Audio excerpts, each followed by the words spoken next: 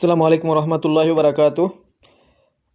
এই ভিডিওতে আমরা আলোচনা করব আমাদের যে ইউনিট 5 ইলমুল বালাগা ওয়াল আরুজের ওপর এমসিকিউ সিরিজ চলছে তার তৃতীয় পর্ব নিয়ে, যেখানে পরবর্তী 10টি প্রশ্ন কোশ্চেন নাম্বার 21 থেকে কোশ্চেন নাম্বার 30 পর্যন্ত এখানে আলোচনা হবে। তো চলুন আমরা আলোচনায় সরাসরি এবারে প্রবেশ করি।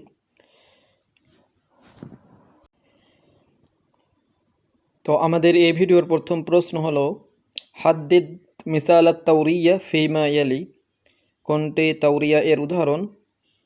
প্রথমে দেওয়া রয়েছে ওয়ায়ুনাজ্জিলু লাকুম মিনাস সামাই রিজকা, যে যিনি আকাশ থেকে তোমাদের জন্য রিজিক অবতীর্ণ করেন।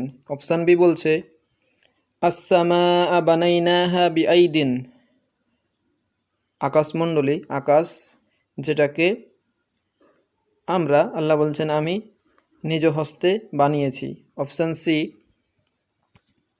তাহসাবুহুম আইকাযান ওয়া হুম রুকুদ, তুমি তাদেরকে মনে করতে যে তারা জাগ্রত, ওয়া হুম রুকুদ, অথচ তারা ছিল ঘুমন্ত। অপশান ডি এ বলা হচ্ছে বাতিনুহু ফিহি রহমা ওয়া জাহিরুহু মিন কিবালিহিল আযাব, যে তার ভিতর ভাগে থাকবে রহমত আর তার বহির্ভাগে সেখানে থাকবে আযাব। এগুলোর প্রত্যেকটাই পবিত্র কোরআনের আয়াতের অংশ। এগুলোর মধ্যে কোনটা আত-তাওরিয়ার উদাহরণ? কী হবে এর উত্তর? আত-তাওরিয়ার ব্যাপারে সংজ্ঞা কী বলা হয়েছিল পূর্বের ভিডিওগুলোতে? সেখানে বলা হয়েছিল যে আত-তাওরিয়া হলো এমন অলঙ্কার যেখানে কোনো শব্দের দুটি অর্থ থাকে, একটা নিকটবর্তী অর্থ আর একটা দূরবর্তী অর্থ। বাক্যের যে ভাব, বাক্যের অন্য শব্দ থেকে আমাদের মনে হতে পারে যে সেখানে কবি লেখক এই কারিব অর্থটাই হয়তো বুঝিয়েছেন, সেই অর্থটাই আমাদের জেহেনে মাথায় প্রথমে উদিত হবে, কিন্তু লেখকের উদ্দেশ্য থাকে যে মানা বাঈদ থাকে, দূরবর্তী অর্থ সেটা। তো এরকম বৈশিষ্ট্য সম্পূর্ণ আয়াত কোনটিকে মনে হচ্ছে? কী হবে এর উত্তর? এর উত্তর হবে অপশান বি আস-সামাআ বানাইনাহা বিআইদিন। এখানে আইদ যে শব্দ রয়েছে, এই আইদিন হস্ত, হাত, এই শব্দে আত-তাওরিয়া লুকায়িত রয়েছে। এখানে আমরা যে বানাইনাহা বানানো, তৈরি করা, এই শব্দ দেখতে পাচ্ছি, এই শব্দ থেকে স্বাভাবিকভাবেই আমাদের মাথায় উদিত হচ্ছে যে এখানে বানানো, অতএব হাত অর্থ এখানে প্রাসঙ্গিক হবে এরকম মনে হচ্ছে, যেটা এখানে মানা করিব বা নিকটবর্তী অর্থ। কিন্তু এখানে এর উদ্দেশ্য এটা নয়, নিকটবর্তী অর্থে এটা ব্যবহৃত হয়নি। এর মানা বাঈদ রয়েছে, দূরবর্তী অর্থ, সেটা হচ্ছে কুওয়াত বা ক্ষমতা, অর্থাৎ আমরা নিজ ক্ষমতায় আকাশ সৃষ্টি করেছি, তৈরি করেছি এটা। আর এখানে আইদ শব্দের এই যে দুটি অর্থ মানা করিব বাঈদ, এটা থাকার জন্যই এটা হয়ে যাবে আত-তাওরিয়া এর উদাহরণ। আর বাকি যেগুলো দেখছি, প্রথম অপশানে যেটা রয়েছে ওয়ায়ুনাজ্জিলু লাকুম মিনাস সামাই রিজকা, এই রিজিক শব্দে লুকায়িত রয়েছে মাজাজ মুরসাল। ইতিপূর্বে একটি ভিডিওতে এটি ব্যাখ্যা করা হয়েছে, সেখানে আমরা দেখেছিলাম যে আকাশ থেকে আল্লাহ বৃষ্টি অবতীর্ণ করেন, সে বৃষ্টির ফলে জমিনের বুকে উদ্ভিদ জন্মায়, যা থেকে আমরা রিজিক, ফল ফলাদি ইত্যাদি গ্রহণ করি, অর্থাৎ বৃষ্টি এখানে রিজিক উৎপন্নের কারণ। আর এজন্যই এখানে ওয়ায়ুনাজ্জিলু লাকুম মিনাস সামাই, মা আনের জায়গায় এখানে সরাসরি বলা হয়েছে রিজকন, যেখানে কারণ ফলাফল সম্পর্ক রয়েছে। আর এরকম কারণ ফলাফল সম্পর্ক থাকলে সেটা হয়ে যায় মাজাজ মুরসালের উদাহরণ। আর অপশান সি যেটা রয়েছে তাহসাবুহুম আইকাযান ওয়া হুম রুকুদ, এটা খুব সহজ। আইকাজ অর্থাৎ জাগ্রত, আর রুকুদ অর্থাৎ ঘুমন্ত, পরস্পর বিপরীত শব্দ, অতএব এটা হচ্ছে আত্তিবাকের উদাহরণ। আর অপশান ডি যেটা রয়েছে বাতিনুহু ফিহি রহমা ওয়া জাহিরুহু মিন কিবালিহিল আযাব, এখানে বাতিন শব্দের বিপরীত হচ্ছে জাহির, আর রহমাত শব্দের বিপরীত হচ্ছে আযাব। দুটি শব্দ উল্লেখ করা হয়েছে এবং যথাক্রমে সে দুটি শব্দের বিপরীত নিয়ে আসা হয়েছে, অতএব এটা হয়ে যাবে মোকাবেলার উদাহরণ। মোকাবেলা হচ্ছে এরকম যে যেখানে দুই বা ততোধিক শব্দ উল্লেখ করা হয় এবং সেই বাক্যেই আবার পরবর্তীতে যথাক্রমে উক্ত শব্দ দুটির বা ততোধিক শব্দের বিপরীত নিয়ে আসা হয়, এটাই হচ্ছে আল মোকাবেলা। প্রত্যেকটা উদাহরণই এখানে গুরুত্বপূর্ণ, আমাদের এগুলো স্মরণে রাখা উচিত। এবারে আমাদের পরবর্তী প্রশ্ন ওয়ারাব্বুশ শি'রি ইনদাহুম বাগীজ ওয়ালাউ ওয়াফা বিহি লাহুম হাবিব। এখানে বলা হচ্ছে যে রব্বুশ শি'r, কবিতার রব অর্থাৎ কবি, কবি তাদের নিকটে, কবি এক বিশেষ সম্প্রদায়কে উদ্দেশ্য করে বলছেন যে রব্বুশ শি'r ইনদাহুম, তাদের নিকটে কবি কি বাগীজ, অত্যন্ত ঘৃণিত, অপছন্দনীয়। ওয়ালাউ ওয়াফা বিহি, ওয়াফা বিহি মানে এনে দেওয়া, সরবরাহ করা, যদিও সেই কবিতা তাদের কাছে এনে দিয়ে সরবরাহ করে পৌঁছায় শোনায় কে, লাহুম হাবিব, কোন হাবিব ব্যক্তি। অর্থাৎ হাবিব মানে কি, বাগীজ শব্দের বিপরীত হাবিব। তো এই উদাহরণটি কিসের, আত্তিবাকের হবে নাকি আল মুকাবালার হবে নাকি আত্তাউরিয়ার নাকি রদ্দুল আজাজ আলা সদর? এখানে রদ হবে, আলিফ লাম হবে না। এখানে কি হবে এর উত্তর?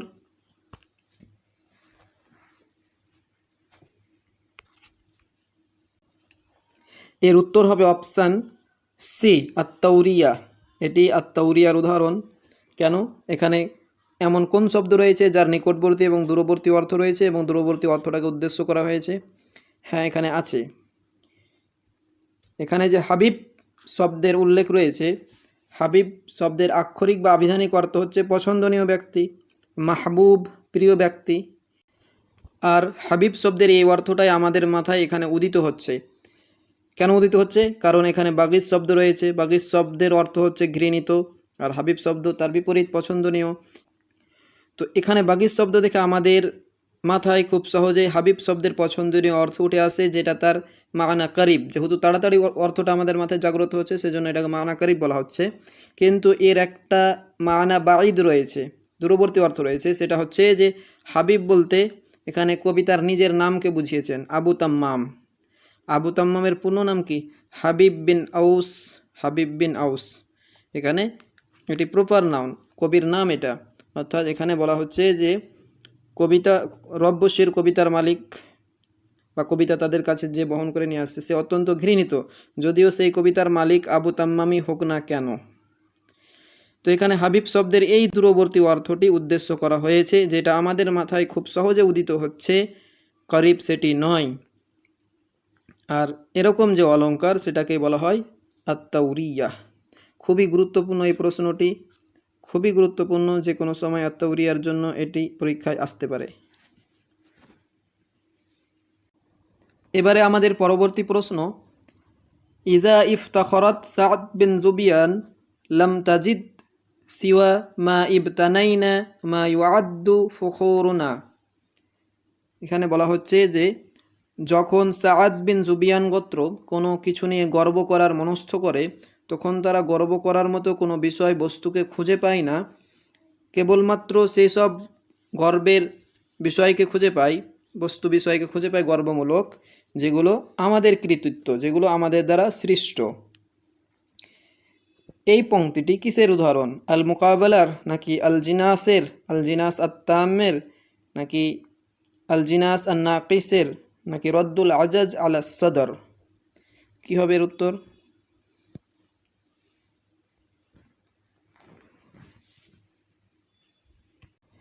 এর উত্তর হবে অপশান ডি, রদ্দুল আজাজ আলা সদর।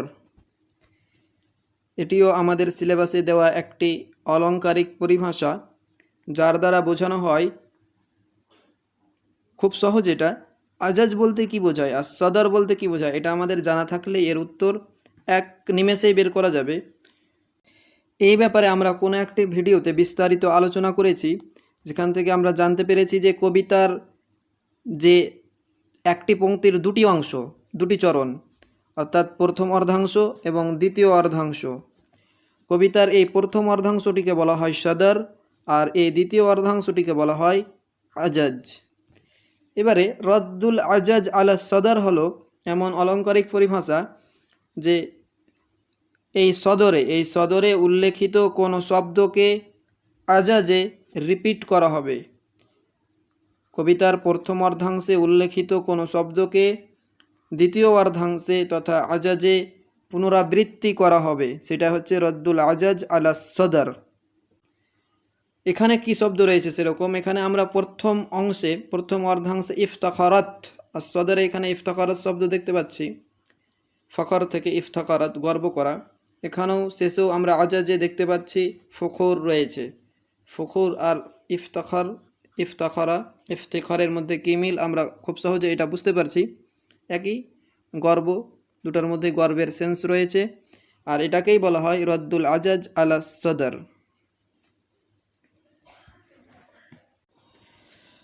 আমাদের পরবর্তী প্রশ্ন, ইজাল মারউ লাম ইয়াখজুন আলাইহি লিসানাহু, এখানে আলাইহি, আলাইহি শব্দটা ছুটে গেছে। ইজাল মারউ লাম ইয়াখজুন আলাইহি লিসানাহু ফালাইসা আলা শাইইন সিওয়াহু বিখজ্জান। পংক্তিটিতে বলা হচ্ছে যে ইজাল মারউ, যখন মানুষ, লাম ইয়াখজুন খজানা ইয়াখজুন মানে সংরক্ষণ করা, গুদামজাত করা, এরকম। যখন মানুষ তার জিহ্বাকে সংরক্ষিত রাখতে পারলো না, আয়ত্তে রাখতে পারলো না, কন্ট্রোল করতে পারলো না, ফালাইসা আলা শাইইন সিওয়াহু বিখজ্জান, তাহলে সে অন্য কোন জিনিসকে সংরক্ষণ রাখতে সক্ষম? অর্থাৎ জিহ্বাকে যে সংরক্ষিত রাখতে পারলো না, সে কোনো জিনিসকেই যেন সংরক্ষিত রাখতে পারলো না। এই বাইতটি কিসের উদাহরণ হচ্ছে? আল জিনাসের, নাকি আত্তিবাকের, নাকি আল ইস্তিআরা আল মুসাররাহা এর, নাকি রদ্দুল আজাজ আলা সদর? কি হবে এর উত্তর?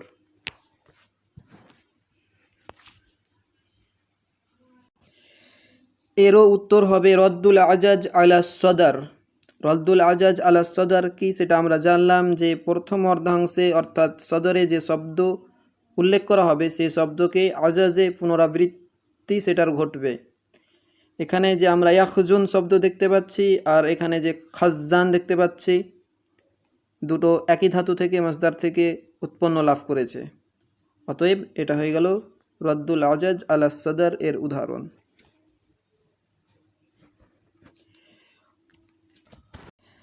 আমাদের সিলেবাসে বালাগাতের বিভিন্ন অধ্যায় থেকে যে সব পরিভাষাগুলো দেওয়া আছে তার মধ্যে সবচেয়ে সহজ এটাই। আমরা শুধু দেখবো যদি অপশানে এটা থাকে কোথাও রদ্দুল আজাজ আলা সদর, তাহলে দেখবো যে চরণ, যে পংক্তি, যে বাক্যটি দেওয়া আছে সেখানে কি এমন কোনো শব্দ আছে যেটাকে পুনরায় উল্লেখ করা হয়েছে, এবং সেখানে আরেকটু গভীর দৃষ্টি দেব যে সেখানে বৈপরীত্যের কোনো অর্থ যেন না থাকে। বৈপরীত্যের অর্থ থাকলে সেটা আবার জিনাস হয়ে যাবে। যদি সেরকম না থাকে তাহলে রদ্দুল আজাজ আলা সদর, বা সেরকম যদি দেখতে না পাই যে না সেরকম কোনো শব্দ নেই যেটা প্রথম অর্ধাংশে রয়েছে এবং দ্বিতীয় অর্ধাংশে রয়েছে, তাহলে আমরা সেই অপশানটাকে কাট করে দেব, অন্যগুলো নিয়ে ভাববো। ওকে, এবারে আমরা চলে যাব পরবর্তী প্রশ্নে। এবারে আমাদের পরবর্তী প্রশ্ন, হাদ্দিদ মিসাল আল কিনায়া মিম্বাইনাল আবিয়াতিত তালিয়া, নিম্নে দেওয়া পংক্তিগুলির মধ্য থেকে কোনটি আল কিনায়ার উদাহরণ হিসাবে আমরা পেশ করতে পারি সেটা আমাদেরকে খুঁজে বের করতে হবে। প্রথম পংক্তি দেওয়া রয়েছে কান্নামাল মাউ ফি সফাইন ওয়াকাদ জারাজা আইবুল লুজাইন, যে স্বচ্ছতায়, সফা পরিষ্কার সাফ, স্বচ্ছতায় জল যেন কীরকম, জারাজা আইবুল লুজাইন যেন মনে হচ্ছে গলিত দ্রবীভূত লুজাইন, লুজাইন অর্থাৎ ফিদ্দা, রৌপ্য যেন প্রবাহিত হচ্ছে। অপশান বি এ বলা হচ্ছে ফালাম আর কবলি মান মাশাল বাহরু নাহওয়াহু ওয়ালা রাজুলান কামাত তুআনিকুহুল উস্তু। ফালাম আরা কবলি, আমার পূর্বে এমন কাউকে আমি দেখিনি, মান মাশাল বাহরু নাহওয়াহু, যার দিকে সাগরকে হেঁটে আসতে দেখেছি, ওয়ালা রাজুলান, আর এমন কোনো লোককেও দেখেনি, কামাত তুআনিকুহুল উসুদু, যার সঙ্গে সিংহ কী করছে, তুআনিকুহু মুআনাকা করছে, অর্থাৎ কাঁধ মেলাচ্ছে, তাকে আলিঙ্গন করছে। তারপর অপশান সি বলা হচ্ছে লাহু আয়াদিন আলাইয়া সাবিগাতুন উআদ্দু মিনহা ওয়ালা উআদ্দিদুহা, যে কবিতার প্রশংসিত ব্যক্তিকে উদ্দেশ্য করে বলছেন যে আমার উপরে তার অনেক বড় হাত রয়েছে, অর্থাৎ তার নেয়ামত আমার উপরে পর্যাপ্ত রয়েছে। উআদ্দু মিনহা, যে নেয়ামত থেকে আমার উজুদ, আমার অস্তিত্বকে গণনা করে শেষ করতে পারবো, ওয়ালা উআদ্দিদুহা, কিন্তু তার নেয়ামতকে গণনা করে শেষ করতে পারবো না।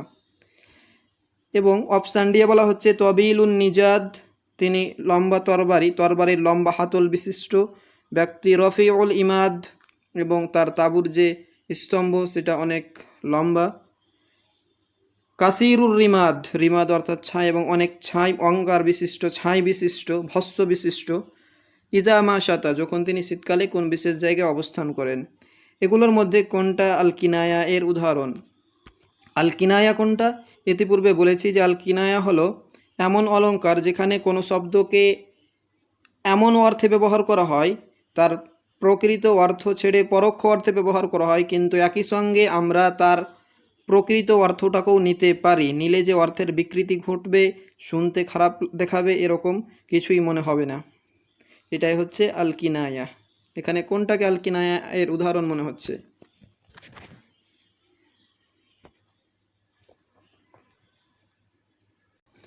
এর উত্তর হবে অপশান ডি, তবিলুন নিজাদ রফিউল ইমাদ কাসিরুর রিমাদ ইজামা শতা। এটি কবি খানসার একটি কবিতার পংক্তি। এখানে কবিতার ভাইয়ের প্রশংসা করে বলছেন তিনি হলেন তবিলুন নিজাদ, যে তার তরবারির হাতলটা লম্বা বা তরবারিটা অনেক লম্বা, অর্থাৎ সে নিজেও লম্বা। লম্বা অর্থাৎ লম্বা এবং সুঠাম দেহের অধিকারী, অর্থাৎ অনেক সাহসী ব্যক্তি হবে। পরোক্ষ অর্থে বলতে চাইছেন যে তিনি হলেন সাহসী ব্যক্তি। রফিউল ইমাদ, এবং তার তাঁবুর যে স্তম্ভ সেটা অনেক উঁচু, অনেক লম্বা, অর্থাৎ তিনি নিজে একটা মাকানাত আলিয়া এর অধিকারী, অর্থাৎ সম্মানীয় মর্যাদাবান গোত্রে তার বিশেষ স্থান রয়েছে, এই উদ্দেশ্যে এখানে ব্যবহার করা হয়েছে। তারপর বলা হচ্ছে কাসিরুর রিমাদ, তিনি অনেক রিমাদ বিশিষ্ট, ছাই বিশিষ্ট, ভস্য বিশিষ্ট, অর্থাৎ ছাই বিশিষ্ট, অর্থাৎ তিনি অনেক জ্বালানি ব্যয় করেন, কাঠ কয়লা ইত্যাদি পোড়ান। কেন? কারণ অনেক কিছু তাকে রান্না করতে হয়। আর কেন অনেক কিছু তাকে রান্না করতে হয়? কারণ অনেক অতিথি তার দরবারে এসে হাজির হয়। কেন হাজির হয়? কারণ তিনি হলেন একজন সাখী ব্যক্তি, দানশীল ব্যক্তি।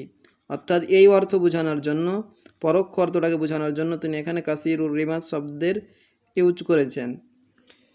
অর্থাৎ আমরা এখানে দেখতে পাচ্ছি যে এগুলোর এক একটার পরোক্ষ অর্থ রয়েছে, যেটাকে কবি এখানে উদ্দেশ্য করেছেন, কিন্তু একই সঙ্গে এগুলোকে তো আমরা তার আসল অর্থও নিতে পারি না। এখানে তবিলুন নিজাত, তরবারি লম্বা বা তরবারির হাতল লম্বা হতেই পারে, স্বাভাবিক ব্যাপার। রফিউল ইমাদ, কারো তাঁবুর স্তম্ভ উঁচু হতেই পারে।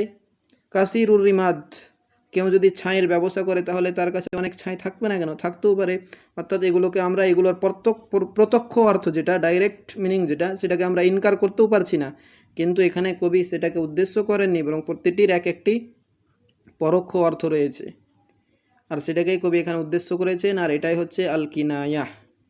কিনায়ার সবচেয়ে বেস্ট এক্সাম্পল এটা, পরীক্ষাতে প্রায় দেখা যায়, যে কোনো সময় আসতে পারে।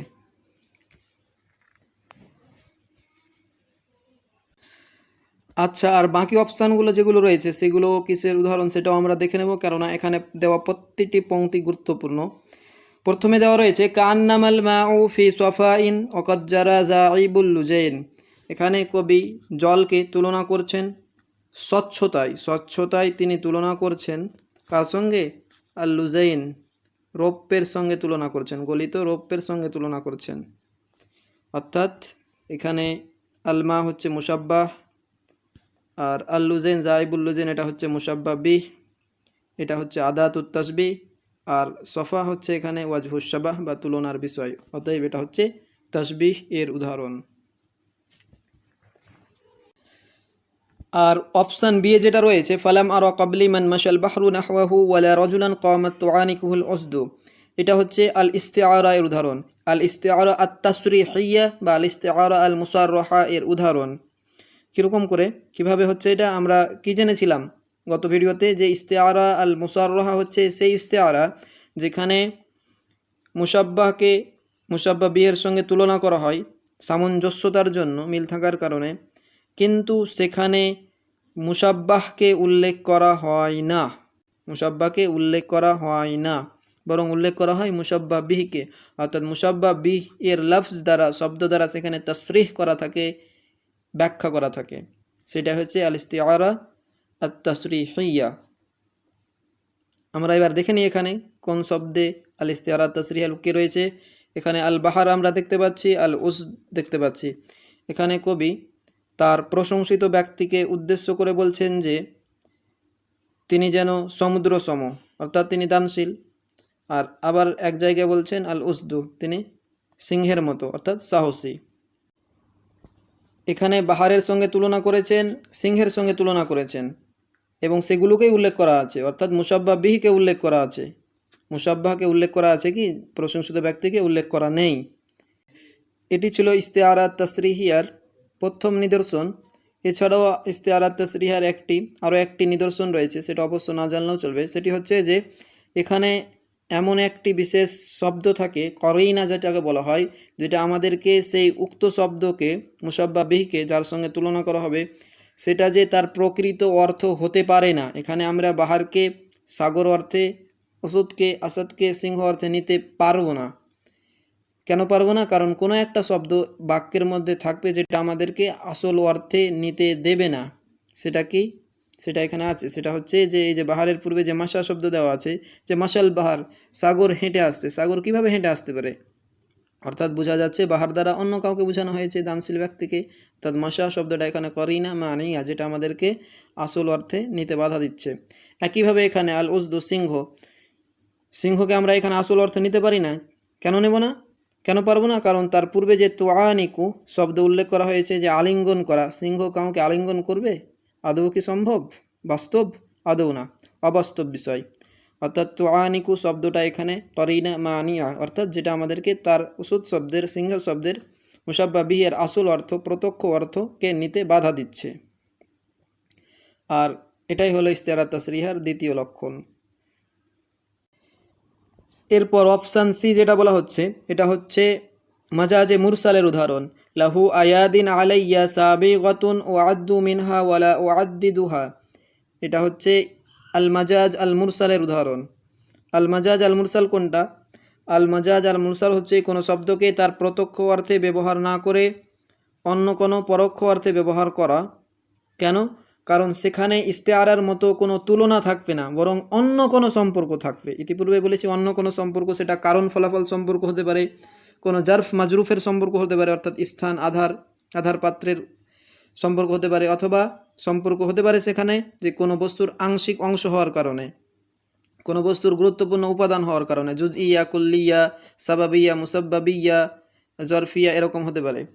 তো এখানে আমরা কি দেখতে পাচ্ছি? এখানে কবি বলছেন লাহু আয়াদিন আলাইয়া সাবিগাতুন, আমার উপরে তার বড় হাত রয়েছে, ও আদ্দু মিনহা ওয়ালা ও আদ্দিদুহা, যে যেটা থেকে আমার উজুদ অস্তিত্ব গণনা করা যেতে পারে, কিন্তু তার সেই অবদান নেয়ামতকে আমি গণনা করে শেষ করতে পারবো না। এখানে যে আয়াদিন শব্দ রয়েছে, আয়াদিন শব্দের দ্বারা কবি কি বুঝিয়েছেন? আয়াদিন শব্দ কি এখানে আসলেই হাত অর্থে ব্যবহৃত হয়েছে, যে লাহু আয়াদিন আলাইয়া, যে আমার উপরে তার লম্বা অনেক হাত রয়েছে? আদৌ কি এটা? না, এখানে এর রূপক অর্থ রয়েছে। এর অর্থ এখানে মাজাজি, রূপক অর্থে ব্যবহৃত হয়েছে। সেটা কি? সেটা হচ্ছে নেয়ামাত, নিয়াম অর্থে, অনুগ্রহ, কল্যাণ অর্থে। অর্থাৎ আমার উপরে তার অনেক অবদান রয়েছে, কল্যাণ রয়েছে, অনুগ্রহ রয়েছে, যেটাকে আমি গুণে শেষ করতে পারবো না। কিন্তু এখানে আয়াদিন এবং নেয়ামাত, এখানে আয়াদিনকে নেয়ামাতের সঙ্গে কেন তুলনা করা হলো? কেন আমরা এই অর্থে নেব? প্রশ্ন এটা। এখানে কি তুলনার অর্থে রয়েছে? হাত আর নিয়ামতের মধ্যে কোনো তুলনার অর্থ আছে? যেভাবে ইতিপূর্বে এখানে আমরা দেখলাম সাহসী ব্যক্তি এবং সিংহের মধ্যে তুলনা, দানশীল ব্যক্তি এবং সাগরের মধ্যে তুলনা বিদ্যমান ছিল। এখানে কি সেরকম কোনো সামঞ্জস্যতার গুণ আছে, বৈশিষ্ট্য আছে? নেই, বরং এখানে অন্য কোনো সম্পর্ক আছে। কি সেই অন্য কোনো সম্পর্ক? সেটা হচ্ছে যে আমরা যখন কাউকে কোনো কিছু দান দিই, কোনো গিফট করি, তো সেটা সাধারণত হাতের মাধ্যমেই করি। হাতের মাধ্যমেই, অর্থাৎ হাত না থাকলে আমরা সেটা যেমন সেই যে জিনিসটা আমরা তাকে দেব সেটা যেমন উপার্জন করতে পারতাম না, আর না দিতে পারতাম। তো অতএব এখানে যে নেয়ামাতের প্রধান যে মাধ্যম, মিডিয়াম দেওয়ার বা নেওয়ার বা উপার্জন করার, সেটা হচ্ছে হাতই এখানে মুখ্য ভূমিকা পালন করে। আর সেজন্যই এখানে কবি আয়াদিনকে নিয়াম অর্থে ব্যবহার করেছেন। অতএব এটা সম্পর্কটা কি দাঁড়াচ্ছে? এই সম্পর্কটাকে বলা হয় সাবাবিয়াহ, কারণগত সম্পর্ক। আর এরকম সাবাবিয়া, মুসাব্বাবিয়া, জরফিয়া, কুল্লিয়া, জুজিয়া সম্পর্ক যেখানে থাকবে সেটাই হচ্ছে মাজাজে মুরসাল। তো এই ছিল আমাদের কোশ্চেন নাম্বার 25, যেখানে আমরা 4টি পংক্তি নিয়ে আলোচনা করলাম, এবং এগুলোর 4টি প্রত্যেকটাই গুরুত্বপূর্ণ। প্রত্যেকটাই যে তার সংশ্লিষ্ট পরিভাষা থেকে উদাহরণ হিসাবে পরীক্ষায় আসতে পারে, খুবই গুরুত্বপূর্ণ, এবং আমাদেরকে এগুলো অবশ্যই মুখস্থ রাখা উচিত, মনে রাখা উচিত। আমাদের পরবর্তী প্রশ্ন, আত্তিবাক, তিবাক কি? তিবাক হলো আল জামউ বাইনা শাইই ওয়া দিদ্দিহি ফিল কালাম, যে কোনো একটি বাক্যে বিপরীত শব্দের উল্লেখ করা, কোনো শব্দের বিপরীত শব্দকে আনয়ন নিয়ে আসা, সেটা হচ্ছে তিবাক। ওয়াহুয়া মুকাসসামুন ইলা, যে তিবাক কয় ভাগে বিভক্ত? দুই ভাগে। মুকাসসামুন ইলা নাওয়াইন, নাকি সালাসাতি আনওয়া, নাকি আরবাআতি আনওয়া, নাকি ইলা খামসাতি আনওয়া, তিনটি, চারটি, পাঁচটি, নাকি দুটি? তিবাক কয় প্রকার?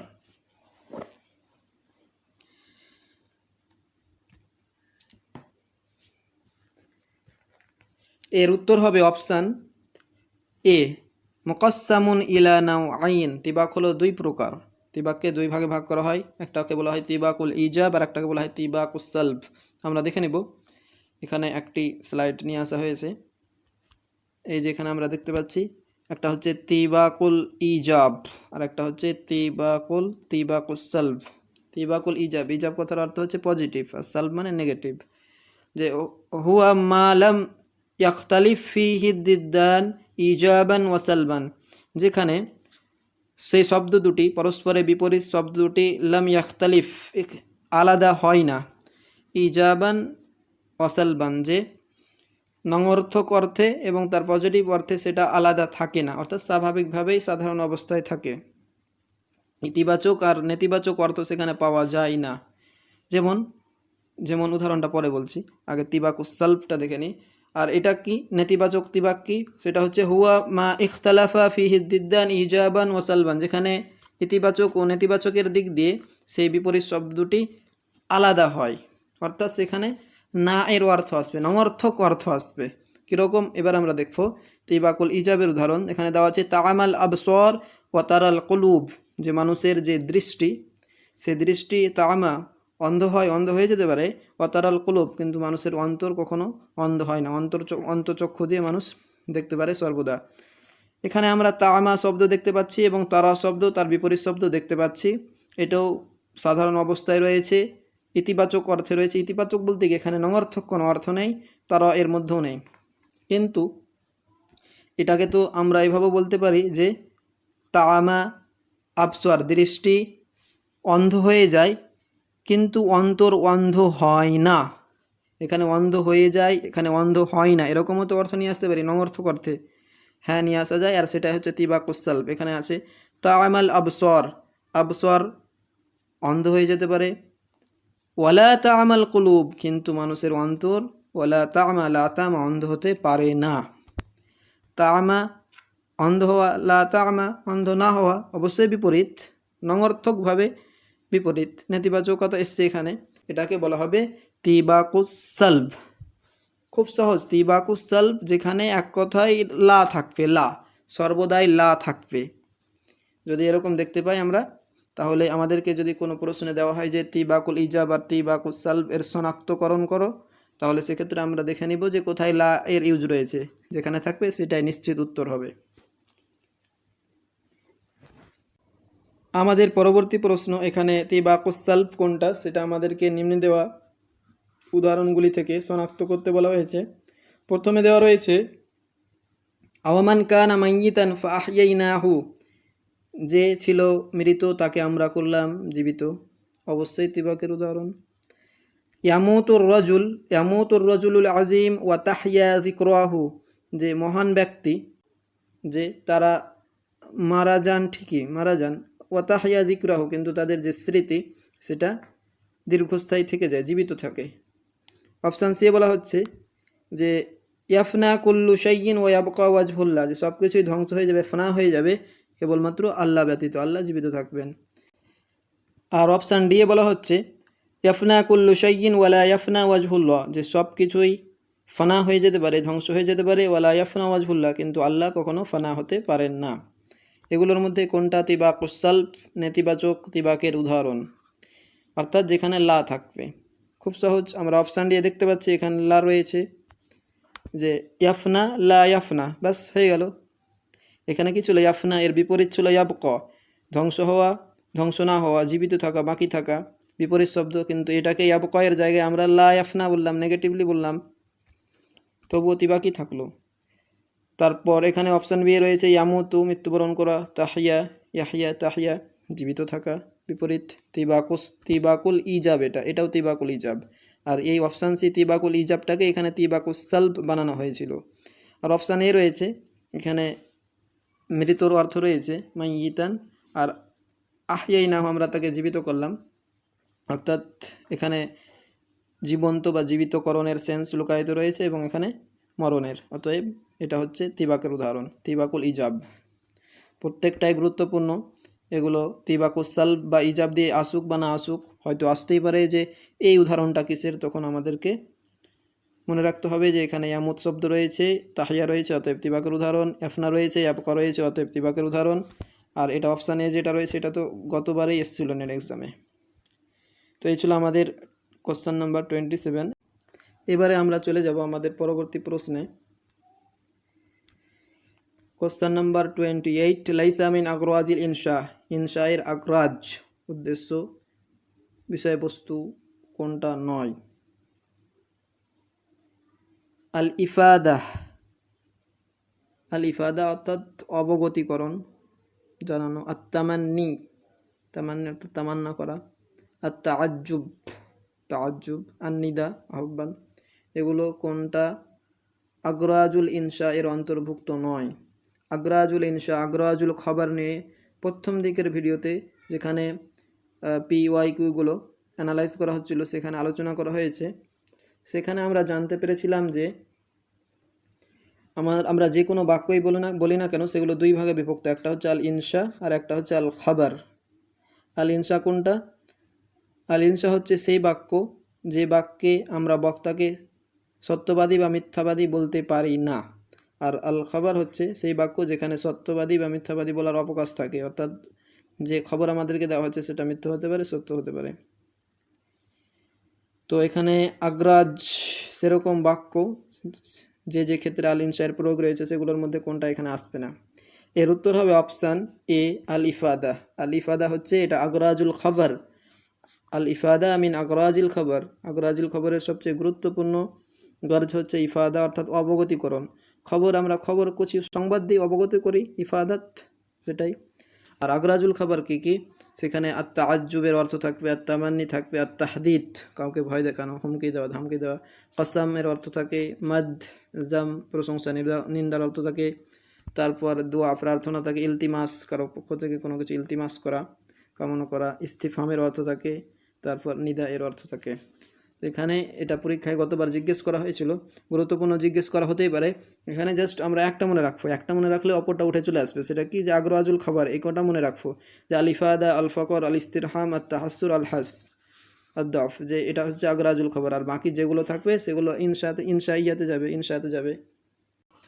তো এটাও গুরুত্বপূর্ণ প্রশ্ন এভাবেও আসতে পারে যেভাবে গতবার গোটাকে তুলে দিয়েই এসেছিল, অথবা প্রশ্ন এভাবেও আসতে পারে যেভাবে ইতিপূর্বের প্রশ্নে আমরা দেখলাম এখানে যেভাবে দেখছি।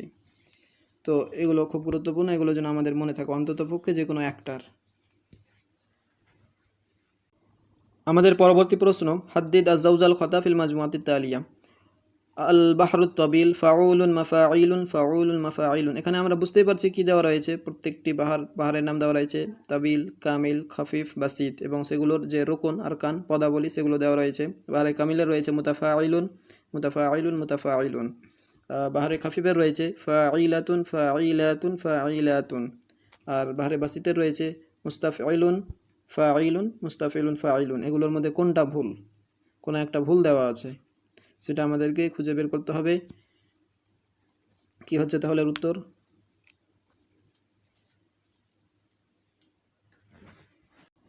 এর উত্তর হবে অপশান সি আল বাহরুল খফিফ।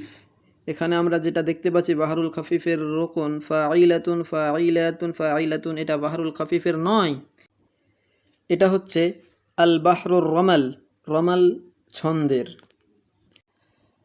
তাহলে আল বাহরুল খফিফের কোনটা, যেটা আমাদের জানা উচিত?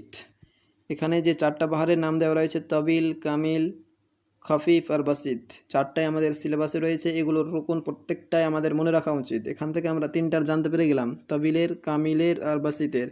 এবং এর চতুর্থটা খফিফের কি সেটা আমি এখানে বলছি না, এজন্য বলবো না যে এর উত্তর খুঁজে পাঠকেরা অর্থাৎ যারা নেট অ্যাসপাইরেন্টস, যারা চ্যানেলের ভিডিও প্রতিনিয়ত দেখছেন, তাদেরকে অনুরোধ করব এটার জন্য কমেন্ট বক্সে আমাকে জানায় যে আল বাহরুল খাফিফের রুকনগুলো কী কী রয়েছে, এর আরকানগুলো, পদাবলীগুলো কী কী রয়েছে। এগুলো আমাদের মনে রাখা উচিত, কেননা পরীক্ষাতে এগুলো কাজে দিতে পারে। এভাবেও ডাইরেক্ট জিজ্ঞেস করা হতে পারে এর রুকনগুলো দিয়ে, অথবা অন্য কোনোভাবেও আসতে পারে, বিশেষ করে মুআল্লাকার ক্ষেত্রে আমাদের কাজে লাগতে পারে। এবারে আমাদের পরবর্তী প্রশ্ন, এই ভিডিওর সর্বশেষ প্রশ্ন, মাই ইজিল বাইতা ফিল বাহরি তবিল ফিল আবিয়াতি তালিয়া। কোন বাইতটি, পংক্তিটি বাহারে তাবিলে রচিত হয়েছে সেটা আমাদেরকে এখানে আইডেন্টিফাই করতে বলা হয়েছে।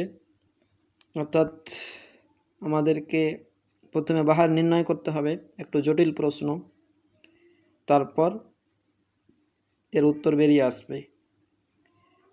বাহার নির্ণয়ের জন্য সর্বপ্রথমে আমাদের যে পংক্তি দেওয়া থাকবে, যে বাইত, সেটিকে নির্ভুলভাবে, একেবারে নির্ভুলভাবে, একটা জের জবারও যেন এদিক সেদিক না হয়, ইরাব একটাও ভুল হওয়া না চাই, তাহলেই বাহার নির্ণয় করা যাবে, অন্যথায় যাবে না। খুবই টাফ এটা। এখানে আমি বাহার নির্ণয় করতে শেখাবো না, অর্থাৎ বাহার নির্ণয় একটা লম্বা বিষয়, সেটা নিয়ে স্বতন্ত্র ভিডিও পরে ইনশাআল্লাহ কোনো সময় আপলোড করব, অবশ্যই করব, তবে এখন এখানে বলা অসম্ভব। এখন এখানে আমরা এই প্রশ্নটির সমাধান অন্যভাবে করব। সেটা কি? এখানে আমরা যে অপশানগুলো দেখতে পাচ্ছি, প্রথমে রয়েছে আগররাকি মিন্নি আন্না হুব্বাকি কাতিলি ওয়া আন্নাকি মাহমা তা'মুরিল কলবা ইয়াফআলি। তারপর বি আন্না নুরিদুর রায়াতি বিজান ওয়া নুসদিরুহুন্না হুমরান কদ রাবিনা। অপশান সি রয়েছে ইয়া দারা আবলাতা বিল জিওয়া তাকাল্লামি ওয়া ইমি সাবাহান দারা আবলাতা ওয়াসলামি। তারপর হাল গাদারা শুআরা মিন মুতারাদ্দিম আম হাল আরাফতাদ দারা বা'দা তাওয়াহুম। এখানে আমরা যে 4টি পংক্তি বাইত দেখতে পাচ্ছি, এগুলো আমাদের সপ্ত মুআল্লাকার কোনো না কবির মুআল্লাকার অন্তর্গত। কার মুআল্লাকার অন্তর্গত এবং তার মুআল্লাকাটি কোন ছন্দে রচিত সেটা আমাদের জানা থাকলে এখানে উত্তর দেওয়া যাবে। প্রথমে দেওয়া রয়েছে আগররাকি মিন্নি আন্না হুব্বাকি কাতিলি ওয়া আন্নাকি মাহমা তা'মুরিল কলবা ইয়াফআলি। এটা কার মুআল্লাকার বাইত? এটা হচ্ছে ইমরুল কায়েসের মুআল্লাকার বাইত। কিভাবে বুঝবো ইমরুল কায়েসের মুআল্লাকার বাইত? এটি এখানে অর্থ দেখে হয় বুঝতে হবে। আর সেটাও যদি একান্তই না পারি, তাহলে আমাদের দেখতে হবে কাফিয়া কি রয়েছে, অন্তমিল রয়েছে লামিয়া। আর কার মুআল্লাকা? লামিয়া, ইমরুল কায়েসের মুআল্লাকা লামিয়া। আর ইমরুল কায়েসের মুআল্লাকা কোন ছন্দে রচিত? ইমরুল কায়েসের মুআল্লাকা তাবিল ছন্দে রচিত। অতএব এর উত্তর হবে অপশান এ। আর বাকি যেগুলো রয়েছে সেগুলো আমরা দেখে নেব যে কোনটা কোন ছন্দে আসছে। তার পূর্বে আমরা জেনে নেব যে কার মুআল্লাকার অন্তমিল কাফিয়া কোনটা, তার একটা লিস্ট এখানে দেওয়া আছে। এখানে আমরা দেখতে পাচ্ছি যে দেওয়া রয়েছে মুআল্লাকা ইমরাউল কায়েস। মুআল্লাকা তো ইমরাউল কায়েসের কাফিয়া হচ্ছে লামিয়া, যেটা আমরা জানলাম, দেখলাম, এবং তার যে ছন্দে মুআল্লাকাটি রচিত সেটা হচ্ছে বাহারে তাবিলে। আর মুআল্লাকা তো জুহাইর, এটা মিমিয়া, অর্থাৎ অন্তমিল মিম হবে। তরাফার মুআল্লাকা দালিয়া, দাল আছে। আমার বিন কুলসুমের নুনিয়া, অর্থাৎ নুন আছে শেষে। আন্তরা বিন সাদ্দাদের মিমিয়া, এটাও মিম আছে। আর লাবিদ বিন রাবিয়া হা আছে। আর আল হারিস বিন হিল্লিজায়ের হামজা অন্তমিল। তবে আমাদের এতটি মনে রাখার দরকার নাই। আমাদের সিলেবাসে যে 4 জন রয়েছেন, ইমরাউল কায়েস, জুহাইর, আমর বিন কুলসুম আর আন্তরা বিন সাদ্দাদ। ইমরাউল কায়েসের লামিয়া, এটা তো আমরা জানি। আর আন্তরা বিন সাদ্দাদ আর জুহাইর বিন আবি সুলমা দুজনেরই মিম থাকবে, এটা আমাদের মনে রাখতে হবে। আর বাকি যেটা থাকছে আমর বিন কুলসুম, এর নুনিয়া, অর্থাৎ নুন অন্তমিল। এবং এদের যে বাহারে রচিত সেটা হচ্ছে যে ইমরাউল কায়েস, জুহাইর আর তরাফা তো সিলেবাসে নেই, তবুও তরাফা ত বাহারে তাবিল আমরা মনে রাখতে পারি। আর ইমরাউল কায়েস আর জুহাইর এর মুআল্লাকা হচ্ছে বাহারে তাবিলে। এখানে লিস্টে দেওয়া আছে, খুব স্বাভাবিক, পড়লেই বোঝা যাবে, ব্যাখ্যা করা বলার দরকার নাই। তো আমরা দেখে নেব এখন। এবার পরবর্তী প্রশ্নে যাব ফিরে। এখানে প্রশ্নে ছিল শেষে অন্তমিল কি রয়েছে? নুন রয়েছে। আর নুন অন্তমিল অর্থাৎ নুনিয়া কার মুআল্লাকা ছিল? এটা ছিল আমর বিন কুলসুমের মুআল্লাকা। আর আমর বিন কুলসুমের মুআল্লাকা কিসে রচিত? বাহারে ওয়াফিরে। অতএব এই পংক্তিটি যদি বলা হতো যে বাহারে ওয়াফিরে কোনটা, তাহলে এর উত্তর হতো বা। এবারে আমরা দেখব সি এ যেটা রয়েছে সেটা। এখানে অন্তমিল কি রয়েছে? কাফিয়া মিম। আমরা চলে যাব সেই লিস্টে। মিমিয়া জুহাইর বিন আবি সুলমার একটা, আর আন্তরা বিন শাদ্দাদের একটা। আন্তরা বিন শাদ্দাদের মুআল্লাকা বাহরে কামিলে, জুহাইরের তবিলে। অর্থাৎ এখানে যে সি যেটা রয়েছে এটা হতে পারে তবিল ছন্দে রচিত, অথবা হতে পারে এটা কামিল ছন্দে রচিত। এখন আমাদেরকে এটা শনাক্ত করতে হবে যে এটা কি আন্তারার নাকি জুহাইরের। তো কবিতার অর্থ, এখানে অর্থের প্রয়োজন, অর্থ বুঝতে হবে, অথবা মুআল্লাকা পড়া লাগবে, তাছাড়া বোঝা যাবে না। তবে সেখানে কিছু শব্দ, এমন শব্দ থাকতে পারে যেগুলো দেখে বোঝা যেতে পারে। যেমন এখানে যে আবলা রয়েছে, আবলা দার ও আবলা, আবলা হচ্ছে আন্তরা বিন শাদ্দাদের প্রেমিকার নাম, অতএব এটা আন্তরা বিন শাদ্দাদের মুআল্লাকা থেকে। আর আন্তরা বিন শাদ্দাদের মুআল্লাকা সেটা হচ্ছে বাহরে কামিলে রচিত, অতএব এটা এর উত্তর হবে বাহরে কামিল। যদি এখানে জিজ্ঞেস করা হতো তাহলে এর উত্তর এটা। এবারে অপশান ডি যেটা রয়েছে, হাল গাদারা শুআরা মিন মুতারাদ্দিম, এখানেও মিম রয়েছে, অন্তমিল রয়েছে, অতএব এটা জুহাইরের হতে পারে অথবা আন্তরা বিন শাদ্দাদের হতে পারে। এটাও আন্তরা বিন শাদ্দাদের, এটা আন্তরা বিন শাদ্দাদের মুআল্লাকার প্রথম লাইন। প্রত্যেকটি মুআল্লাকা সিলেবাসে যেগুলো রয়েছে আমাদের, প্রত্যেকটি মুআল্লাকার প্রথম যেটা মাতলা লাইন সেটা আমাদের ন্যূনতম পক্ষে মনে রাখা উচিত।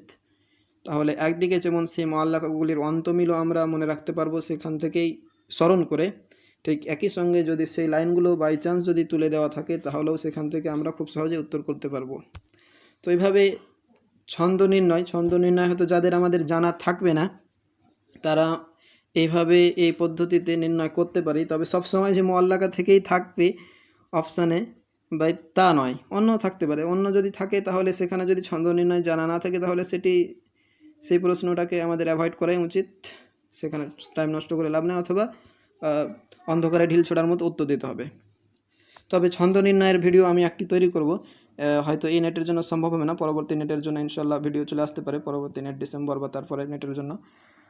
তো যাই হোক, আমাদের টোটাল 3টি পার্টে বালাগাতের উপরে আমরা 10টি করে 30টি এমসিকিউ আলোচনা করলাম। আশা করছি এখানে যে উদাহরণগুলি নিয়ে আসা হয়েছে প্রত্যেকটি পরিভাষা থেকে বালাগাতের, ইনশাআল্লাহ এগুলো থেকে অনেকটাই পরীক্ষাতে কমন আসতে পারে, এক্ষেত্রে আমি আশা রাখছি।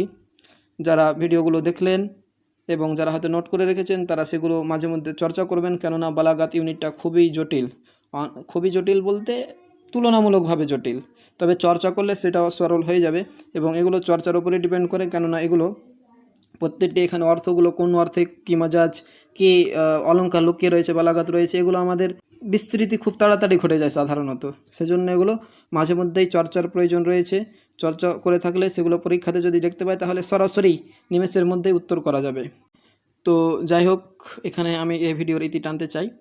যারা ভিডিওগুলো দেখছেন, চ্যানেলে আপনাদের মূল্যবান সময় ব্যয় করছেন, তাদেরকে অনেক ধন্যবাদ জানাই।